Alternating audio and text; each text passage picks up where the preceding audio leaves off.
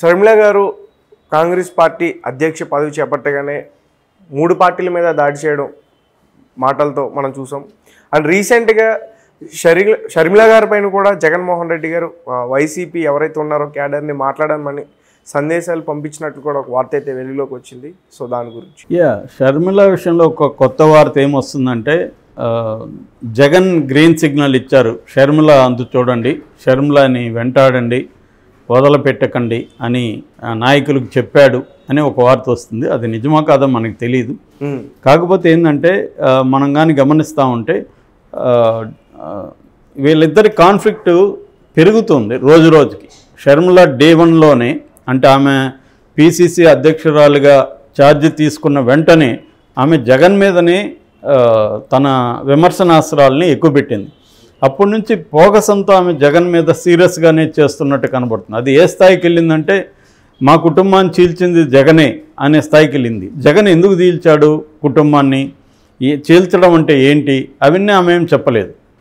జగన్ ఏం చెప్పాడు, Congress party dirty politics play చేస్తుంది, కుటుంబాన్ని రాష్ట్రాన్ని అన్జస్ట్గా చీల్చింది, ఇప్పుడు కుటుంబాలను కూడా చీలుస్తుంది. గతంలో కూడా మా బాబాయ్ వివేకానంద రెడ్డిని మాకు యాంటీగా నిలబెట్టింది, ఆయనకు ఒక మంత్రి పదవి ఆశ చూపి, ఇప్పుడు అలాగే మా ఇంట్లో చిచ్చుబెట్టి మా ఫ్యామిలీని చీల్చింది అనేది అతను చెప్పాడు.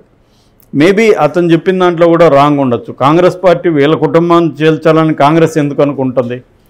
కాంగ్రెస్ పార్టీకి ఏమొస్తుంది? షర్మిల చేరితేనే కదా చేర్చుకున్నారు ఒకటి. రెండోది, నీ కుటుంబాన్ని ఎవరన్నా చీల్చారంటే అర్థమేమి? నీ కుటుంబంలో ఆ బలహీనత ఉందని. మరి జగనే ఆమెకి రాజకీయంగా ఒక పదవో ఏదో ఇచ్చి ఆమెకు కల్పించుంటే ఆమె కాంగ్రెస్లోకి వెళ్ళదు కదా అనేది కూడా ఇంకొక వెర్షన్ ఉంది. ఏదేమైనా జగన్ చెప్పిన దానికి కౌంటర్గా ఈమె ఏం చెప్తుందంటే మా కుటుంబాన్ని జగనే చీల్చాడు, కాంగ్రెస్ కాదని చెప్తుంది. మరి జగనే చీల్చాడంటే అర్థమేమి? ఎందుకు చీల్చాడు అంటే నాకు అన్యాయం చేశాడు అనేది ఆమె చెప్తుంది. ఏం అన్యాయం అనేది చెప్పట్లేదు. అంటే ఆమెకు పదవి ఇవ్వలేదనా, లేకపోతే ఆమెకేమైనా ఆస్తులు ఇవ్వలేదనా, అవేమి క్లియర్గా చెప్పట్లేదు. అందుకనే సజ్జల రామకృష్ణారెడ్డి క్లియర్గా అడుగుతున్నాడు, నీకేం అన్యాయం చేశాడు జగన్ చెప్పు అని. అంటే ఫ్యామిలీలో అందరికీ పదవులు ఇవ్వడం కుదరదు కదా అనేది కూడా సజ్జల చెప్తున్నాడు. ఎందుకంటే ఒక కుటుంబం ఉంటే కుటుంబంలో ఉన్న వాళ్ళ అందరికీ పదవులు వేయలేము. కుటుంబమే కాదు, చాలామంది కార్యకర్తలు పనిచేస్తారు, చాలామంది నాయకులు డిఫరెంట్ లెవెల్స్లో పార్టీ కోసం జగన్ కోసం పనిచేస్తారు.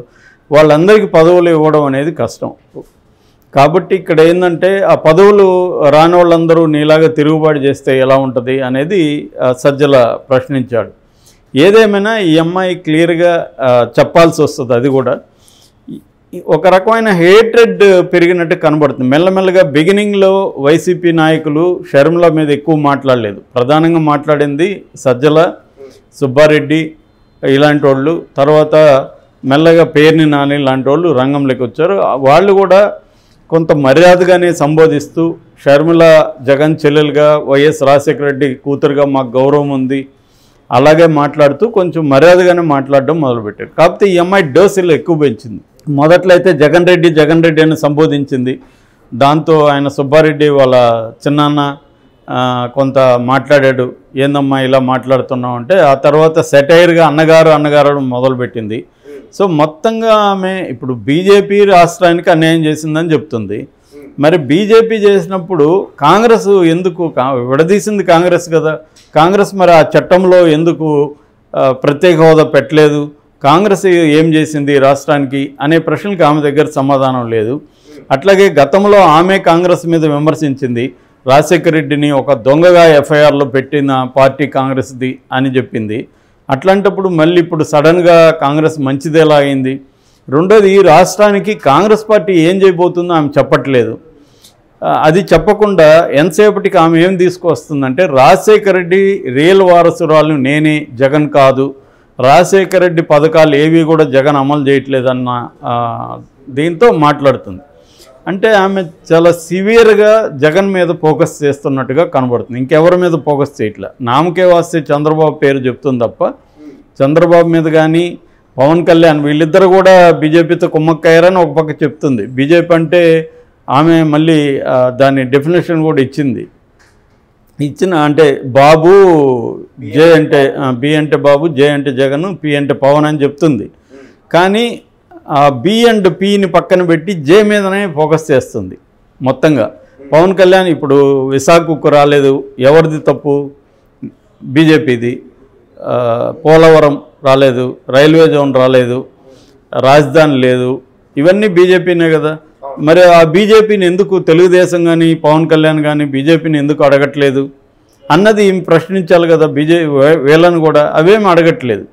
పోనీ కాంగ్రెస్ పార్టీ ఏమన్నా ఇంతకంటే గొప్పగా చేసిందా? చేసుంటే ఎందుకు అంత ఘోరంగా ఓడించారు కాంగ్రెస్ పార్టీని? ఇప్పటికీ 1% కూడా ఓట్ల శాతం కాంగ్రెస్కి ఎందుకు రాకుండా పోయింది? ఆ విషయాలు ఏమైనా మాట్లాడగలుగుతుందా ఏమే? అవేం మాట్లాడకుండా ఓన్లీ జగన్నే టార్గెట్ చేస్తున్నట్టుగా కనిపిస్తుంది. దాంతో వైసీపీ వాళ్ళు కూడా గట్టిగా అటాక్ చేశారు. సాక్షులు అయితే ఇంకా ఎక్స్ట్రీమ్కి వెళ్ళి ఆయన రాఘవరెడ్డిని, కొండా రాఘవరెడ్డిని పిలిపించారు. ఆయనతో దాదాపు గంట పైన ఇంటర్వ్యూ చేశారు. ఆయన ఈ అమ్మాయి ఒక విష పురుగు అని చెప్తున్నాడు. దాన్నే టైటిల్ పెట్టి షర్మిల విషం అని పెట్టి వాళ్ళు సాక్షి వాళ్ళు ప్రమోట్ చేస్తున్నారు. ఇది రాను ఒక డర్టీ దీంట్లోకి వెళ్ళిపోతుంది. కుటుంబ కథా చిత్రం అనేది కుటుంబ హారర్ చిత్రంలాగా మారే అవకాశం కనిపిస్తూ ఉంది. అంటే ఇది ఎక్కడికి ఆగుతుందో తెలియదు. ఇంకా వరస్ట్ దీంట్లోకి వెళ్తుంది. అంటే ఆ అమ్మాయి కూడా అలాగే బిహేవ్ చేస్తుంది, వైసీపీ వాళ్ళు కూడా అలాగే బిహేవ్ చేస్తున్నారు. ఒక రాష్ట్ర ప్రయోజనాలను దృష్టిలో పెట్టుకొని మాట్లాడుతున్నట్టుగా ఆ అమ్మాయి మాట్లాడట్లేదు. జగన్ మీద కక్ష పెట్టుకొని మాట్లాడుతున్నట్టే ఆ అమ్మాయి మాట్లాడుతుంది. దాంతో వీళ్ళు కూడా జగన్ కూడా గ్రీన్ సిగ్నల్ ఇచ్చినాడని మనం అనుకోవాలి. ఎందుకంటే వీళ్ళ డోసు కూడా విపరీతంగా పెంచారు. సాక్షిలో షర్మిల విషం అని పెట్టారంటే జగన్ పర్మిషన్ లేకుండా అలా పెట్టరు కదా. అంటే సొంత చెల్లెలు విషం అంటున్నాడు. మొన్ననే ఆయన వెళ్ళి నిశ్చితార్థంకి వెళ్ళి ఆమెతో ఫోటో కూడా దిగాడు. ఇప్పుడేమో మరి విషం అని వస్తుంది. అంటే జగన్ కూడా డిసైడ్ అయ్యాడు, ఈమెను ఏమాత్రం స్పేర్ చేయకూడదు, మనం సివియర్గానే అటాక్ చేయాలి. సివియర్గా అటాక్ చేయకపోతే డ్యామేజ్ అవుతుంది. ఎందుకంటే కొంతమంది అన్న ఆమె టార్గెట్ అంటే ఎలా ఉందంటే జగన్కి ఏ వర్గాలు సపోర్ట్ చేస్తున్నారో ఆ వర్గాల నుంచి కొంత ఓటింగ్ లాగాలన్న ఇది కనబడుతుంది. అందుకని క్రిస్టియన్ యాంగిల్ కూడా తీసుకునింది ఆమె. జగన్ క్రిస్టియన్ కాబట్టి మణిపూర్లో 2000 చర్చిల మీద దాడులు జరిగాయి, 60,000 మంది నిరాశ్రయులయ్యారు. దాన్ని జగన్ ఖండించలేదు అంటుంది. నిజానికి ఒక స్టేట్ సీఎం ఇంకొక స్టేట్లో జరిగిన దాన్ని ఖండించడం అనేది జనరల్గా జరగదు. రెండవది ఏంటంటే ఈమె హస్బెండ్ ఎవాంజలిస్టు బ్రదర్ అనిల్ కుమార్, ఈమె కూడా క్రిస్టియన్. మరి ఈమెమన్నా ఖండించిందా? ఖండించలేదు. అట్లాగే కాంగ్రెస్ గవర్నమెంట్లో మైనార్టీల మీద దాడులు జరగలేదా? జరుగుతున్నాయి, జరిగినాయి కూడా. గతంలో మత కల్లాలు జరగలేదా? జరిగాయి. అప్పుడు అసలు బాబరీ మసీద్ కూల్చివేతకే కాంగ్రెసే కదా కారణం, పివి నరసింహారావు గవర్నమెంటే కదా.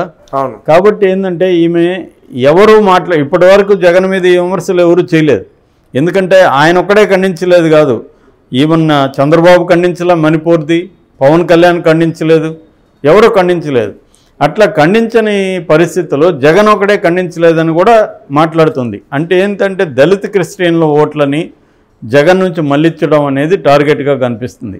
అట్లాగే వైఎస్ఆర్ అభిమానుల ఓట్లను కూడా ఈమె లాగడానికి ట్రై చేస్తుంది. అంటే ఈమె జగన్ ఓట్లని గండి కొట్టడానికే ఫోకస్ చేస్తున్నట్టు కనిపిస్తుంది. రెండోది ఆమె ఎక్కడా కూడా కాంగ్రెస్ పార్టీ గురించి ఎక్కువ మాట్లాడట్లేదు, మొత్తం వైఎస్ఆర్ వైఎస్ఆర్ వైఎస్ఆర్ అని మాట్లాడుతుంది. అంటే జగన్ దగ్గర నుంచి వైఎస్ఆర్ను కూడా కబ్జా చేయడానికి ట్రై చేస్తుంది. సో అందువల్ల నేచురల్గా వైఎస్ఆర్ పార్టీ ఎందుకు గమ్మున ఉంటారు? తమకు ఏదైతే స్ట్రాంగ్ హోల్డ్ ఉందో దాన్ని ఒక వ్యక్తి వచ్చి నేను లాక్కుంటానంటే ఎందుకు గమ్మున ఉంటారు? వాళ్ళు కూడా అటాక్ చేస్తారు కదా. సో ఇంకా ఇది పెరిగే అవకాశం ఉంది. మనం రాజకీయాల్లో చూడబోతున్నాం. ఇంకా తీవ్రంగా షర్మిల మీద అటాక్స్ జరుగుతాయి. ఇంకా దారుణంగా ఆమె తెలంగాణ వాళ్ళు కూడా కొంతమందిని అక్కడ దించే అవకాశం ఉంది. కొండా రాఘవరెడ్డి అదే అంటున్నాడు, మేము వస్తాము,